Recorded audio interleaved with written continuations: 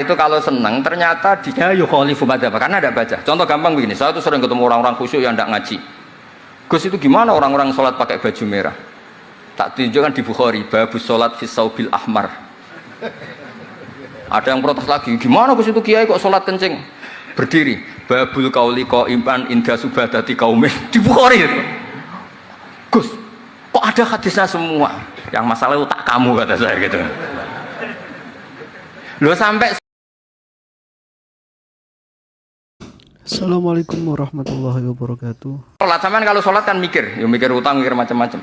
Itu Imam Bukhari punya bab, babul ifkar. Tafsirnya apa? Imam Bukhari pakai bab itu babul ifkar di sholat, bab mikir di sholat. Itu dalilnya lucu, Beb Husain. Kanjeng Nabi ku sholat terus salam ke susu. Ditanya kenapa ke susu? Saya ingat ada dinar di rumah yang belum saya bagi. Berarti ingatnya kan pas sholat.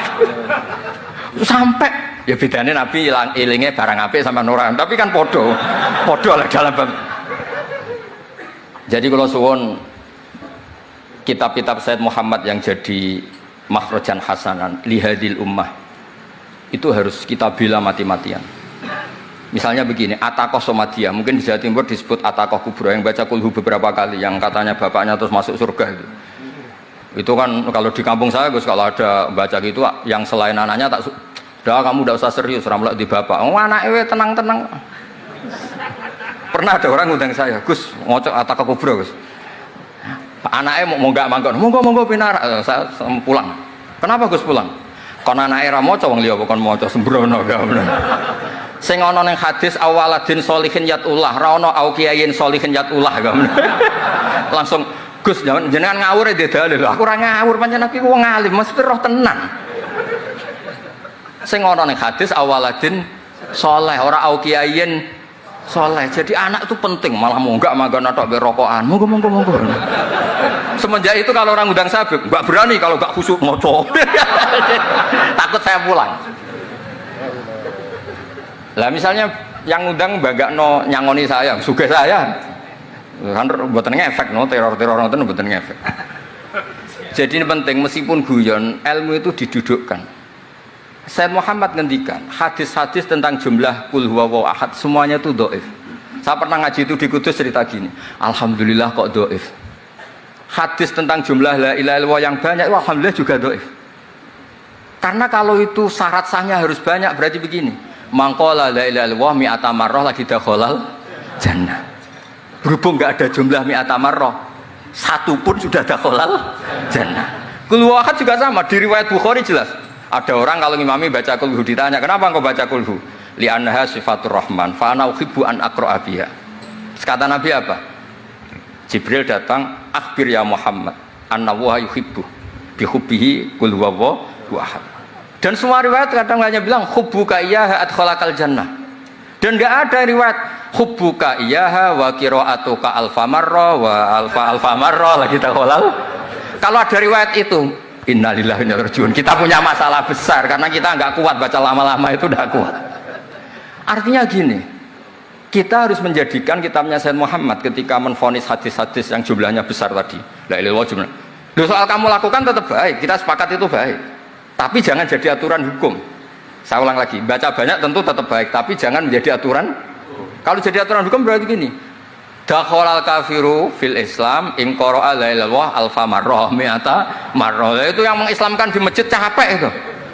Karena nunggu alfa marrah. Jadi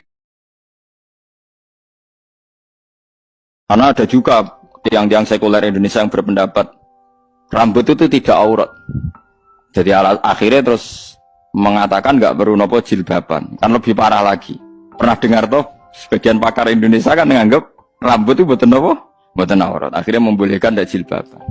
Nah cara kalau itu berlebihan. Karena dalam konsensus ulama dulu itu yang diperkhilafkan itu hanya wajah dengan apa? Al-kafan, GPP.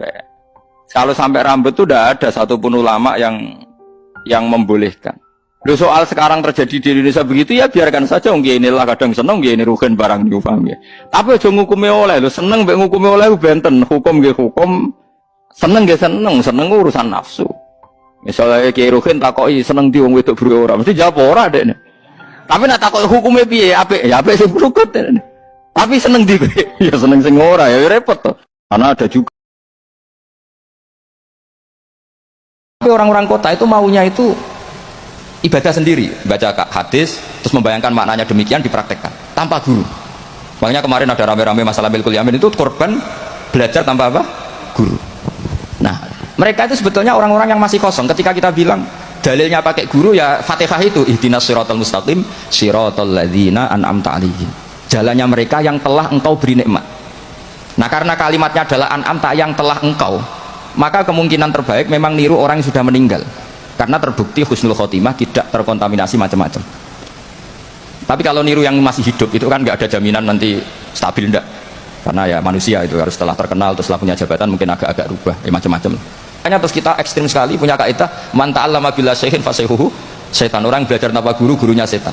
Dan sekarang terbukti banyak penulisan-penulisan yang nggak karu-karuan, karena pasti usul-usulnya itu ngaji tanpa guru. Mulane ke donga wae aja geman di bojo salihah hafidhah waliyah. Nyoro wae. Pangeran tersinggung nang bojone. Iya ya. Lho iya ya.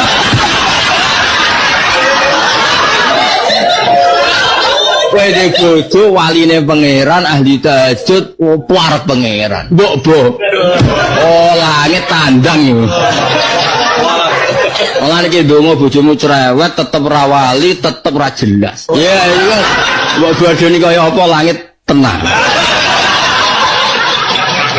Karena ram lebu kaidah man adali waliya. Anda bisa mencintai Nabi dengan cara yang lain. Jadi sebetulnya Anda harus mencintai Nabi ala NU Maulidan ya Anda. Misalnya ada orang mencintai Nabi dengan cara sedekah, sedekah itu filun Nabi. Ada yang suka meniru Nabi itu, gak suka ngeliat perempuan-perempuan yang gak halal, itu juga filun. Apapun kebaikan itu kan bebas tuh. Gak usah memaksa orang lain cara mencintai Nabi kayak kamu itu gak perlu. Filun Nabi itu banyak. Ini orang se-Indonesia harus senang semua dengan hadis ini. Jadi begini, Nabi itu pernah cemburu, ya Allah saya ini sama-sama Rasul, tapi kok kurang wow gitu. Nabi Sulaiman kamu kasih angin, mau kemana saja bisa terbang pakai angin, buatan jet loh, angin. Terus beberapa Nabi kok kasih mukjizat gini-gini. Ternyata Allah itu menjawab, ini kata Nabi Muhammad SAW, saya tuh pernah tanya sama Allah dan akhirnya saya gak suka kalau saya pernah tanya itu. Ternyata yang sama Allah dijawab, Muhammad kamu kecil tuh yatim, dirawat oleh paman kamu. Kamu dulu gak ngerti Quran, gak ngerti papa, tak ngertikan Quran. Kamu dulu miskin, kamu sekarang kaya, punya papa. Artinya apa? Ternyata nikmat untuk Nabi kita yang Sayyidul Awwalin wal Akhirin, nikmat-nikmat keseharian. Dulu kita tidak punya uang, sekarang punya uang. Dulu kita tidak nikah, sekarang nikah. Dulu tidak punya rumah, sekarang punya rumah.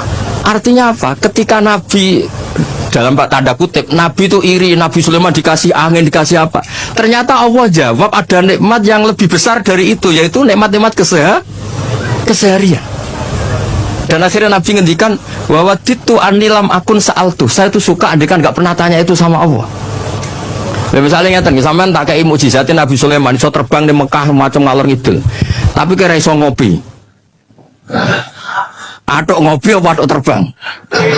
Nah ini pun mati kanjeng Nabi Muhammad sallallahu alaihi wasallam. Pak Bahak, solusi apa untuk zaman ini? Saya bilang ngikuti ayat orang baik itu siapa? Alladzina yunfikuna fis sarra wad-dharra. Orang yang hubungannya dengan orang lain itu berkontribusi. Yunfikun itu memberi, berkontribusi. Baik saat senang maupun saat susah. Wal kadhiminal ghaidha, ketika kecewa itu bisa mengendalikan emosi. Terus wal afina anin nas, mudah memaafkan. Saya itu lama merantau di Jogja, sering ke Jakarta. Mukjizatnya Quran itu paling berasa itu ya hal-hal seperti ini. Sampai rasa bayangno mukjizat kayak Nabi Musa di tongkat sakti, terus mondok ngalor ngidul go tongkat, orang di duit buat seblak terus jadi duit. Oh sekepengen di bojo ayu buat seblak terus babak sing ayu seneng sampean. Iku sampe ra ngarah darani wong alim, darani tukang sulap tak jamin. Kalau niku nak maca waqiah surat waqiah anu sering nangisi pangeran, mboten tanggung-tanggung nangisi pangeran. Niki cerita tahadus bin Ni'mah. Mergo manusa iku nyatane ra kena diterangno Mas. Misale ngene lho contoh gampang. Mbah Mun niku alim, wis rungokno. Mbah Mun niku alim. Niku gak ada akibat, nek mbok tambahi sing mulang kuwe, sing tau ngekeki dhuwit kuwe karena orang itu ingin punya urusan sosial. Lah kowe darane Allah tok pangeran ora cukup. Kowe kudu ditambahi bumine iku sing mbok enggo. Banyune iku sing mbok enggo. Iku lagi ngrasa ngo. Encen menungso nek gak dijelentrehno. Mulane pangeran niku nganti melas, seolah-olah dibahasakno nganti melas. Lho tenan, kula nanti cocokan mbek Pak Kures, Profesor Kures. Gus, kalau Anda baca Quran tuh ayat apa? Cocokan padha ahli tafsir ora koyo kowe ora cocokan. Pak Kures milih ayat ini. Aku milih ayat apa? Ayat sing Waqiah. Dan niku gak gawe-gawe. Nahnu khalaqnakum falawla saddiqun. Niku pangeran sing. Cung sing gawe kowe ku aku. Padha-padha percaya ya mbek aku sing gawe kowe kok. Cara berpikir Nabi begini, orang Ansor itu kan sering memberi Nabi. Perjuangannya Nabi ditopang orang apa? Ansor. Donatur lah, kira-kira orang Ansor itu donatur. Donatur itu keren.